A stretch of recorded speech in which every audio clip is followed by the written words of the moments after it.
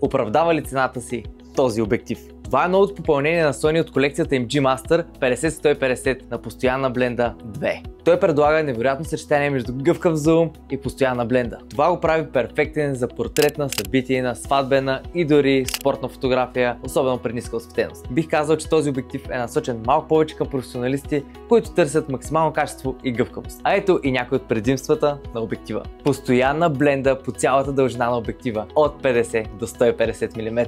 Невероятно остър обектив дори при бленда 2, сами може да се убедите в това. Още едно предимство за обектива, поне за мен, това е ергономията, особено за видео, за снимки безкомпромисно.